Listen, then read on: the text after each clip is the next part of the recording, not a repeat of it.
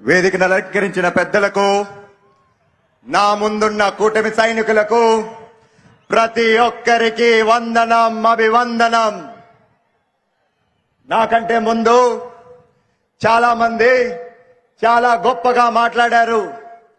మరి నా వయసులో పొగిడితే అది తగినట్టుగా ఉండదని నా భావన. అయినా కూడా మీ అందరితో ఒక విషయం పంచుకుందామని మీ ముందుకొచ్చాను. ఏ విధంగా అయితే మన రాజ్యాంగానికి 4 ప్రధాన స్తంభాలుంటాయో అదే విధంగా మన రాష్ట్ర భవిష్యత్తుకి 4 నాయకులు గలంగా నిలబడున్నారని ఈ సభాముఖంగా తెలియజేస్తున్నా. ఒకవైపు చూశారంటే మన ప్రధానమంత్రి గారు నరేంద్ర మోడీ గారు, ఆయన తీసుకున్న నిర్ణయాలు ఖచ్చితంగా ఒక రాష్ట్రానికే కాదు గాని మొత్తం దేశమంతా బలం చేకూరుస్తాయని చెప్పి ఈ సభాముఖంగా తెలియజేస్తున్నా. అందుకే ఆయన ఒక రిఫార్మర్ గా గర్వంగా చెప్పుకుంటున్నాం. మరొక వైపు చూశారంటే మన చంద్రన్న గారు ఒక టెక్నోక్రాట్ గా, ఒక విషనరీగా ఈ రాష్ట్రాన్ని రూపురేఖలే మార్చి తీర్చుతున్నాడు అని చెప్పి మరొక్కసారి గర్వంగా చెప్పుకోగలుగుతున్నాం. ఇంకో వైపు చూశారంటే ఎవరు? మన ప్రజాగలం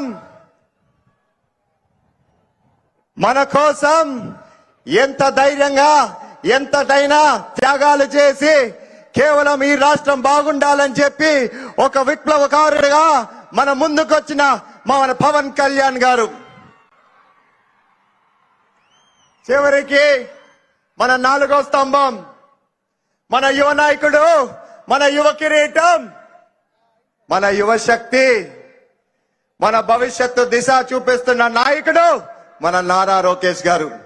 మరి మీరందరూ గమనించే ఉండింటారు, వీరు గాని లేకపోతే ఖచ్చితంగా మన రాష్ట్రం కుప్పకూలిపోతుంది, మన భవిష్యత్తు చీకటిలో మునిగిపోతుంది. నేను అడుగుతున్నా ఈరోజు మీరందరినీ, ఎందుకు మన యువత ముందుకు రావట్లేదు? నేను ఈరోజు పిలుపిస్తున్నాను. ఖచ్చితంగా మనం యువత ముందుకు రావాల్సిందేదే, కష్టపడాల్సిందేదే.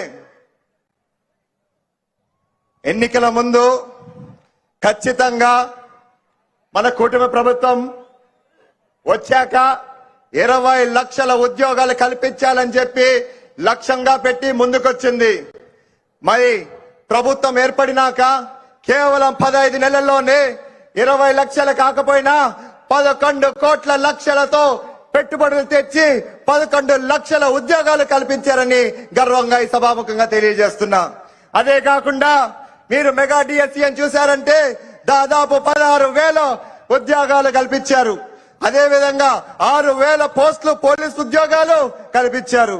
మరి సమయం ఎక్కువ లేదు, మరొక్కసారి చెప్తున్నా, ఖచ్చితంగా ఈ కూటమి మన రాష్ట్రాన్ని సరైన రీతిలో తీసుకెళ్తుందని, ముందుకు తీసుకెళ్తుందని చెప్పుకుంటూ సెలవు తీసుకుంటున్నా. Thank you.